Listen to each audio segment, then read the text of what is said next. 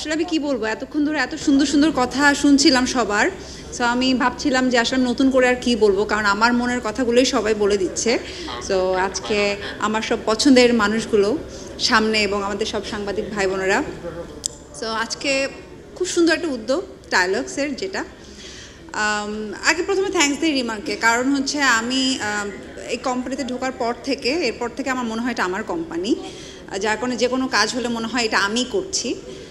আর প্রত্যেকটা মানে কিছুদিন পর পর এত সুন্দর সুন্দর উদ্যোগ নিয়ে কাজ করে যে আসলে এখানে কিছু বলার নেই। মানে আমার নিজেরই খুব ভালো লাগে, এবং মিজান ভাই যখনই আমাকে কোনো কাজ এরকম বলে যে এরকম একটা প্ল্যানিং হচ্ছে, এবং তাদের এত সুন্দর সুন্দর প্ল্যানিং থাকে যে মনটাই আসলে ভালো হয়ে যায়, এবং একটা ভালো উদ্যোগের সাথে থাকতে পেরে আমরা অ্যাজ এ আর্টিস্ট সবারই আসলে ভালো লাগে।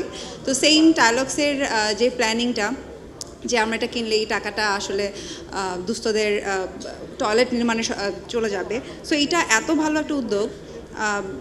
সবাই তো আসলে বললো শুটিংয়ের কথা, যেটার আমার সাথেও সেম এক্সপিরিয়েন্স হয়েছে, যেটা ইমন ভাই থাকলে এখন বলতে পারতো। আমার লাইফে এরকম অনেকবার হয়েছে, তার মধ্যে একবার হয়েছিল বান্দরবন। ওই লোকেশনে আই থিঙ্ক অনেকেই কাজ করেছে, বান্দরবনে একদম টপের জায়গাতে। সো আমাদের একটা ছবি শুটিং ছিল ওখানে।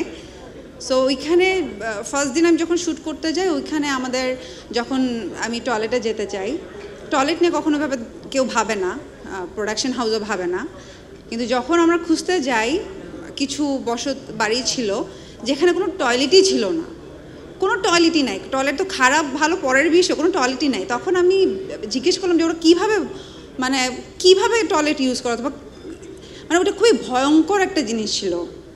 এবং তখন আমাদের একটা প্রপার ওয়াশরুমের জন্য প্রায় 1-2 ঘন্টা ট্রাভেল করতে হয়, এবং প্রডিউসারের তখন মাথায় হাত, এবং নেক্সট দিন গিয়ে দেখি যে তারা আমার জন্য আলাদা করে একটা টয়লেট বানিয়েছে। সো ওই দিন আমার অ্যাকচুয়ালি মনে হয়েছে যে আসলে আমি আসলে কখনো ওইভাবে যাই নেই অথবা বুঝি নেই এই ধরনের মানুষরা যে কতটা কষ্টে থাকে, বাট তখন মনে হয়েছিল যে আমি যদি পারতাম তাদের জন্য এখানে একটা টয়লেট করে দিতে। সো আজকে ডায়ালগসের এই এত সুন্দর একটা উদ্যোগ দেখে আমার সেদিনকার কথাই মনে পড়ে। সো ধন্যবাদ, খুবই ভালো লাগছে। এবং আমি সাংবাদিক ভাই বোনদেরকে বলবো যে এই এত সুন্দর একটা উদ্যোগ মানুষের মধ্যে যেন মানে ছড়িয়ে দেয়। আমার যার জায়গা থেকে আসলে আমাদের উচিত সবার এগিয়ে আসার। সো থ্যাংক ইউ সবাইকে।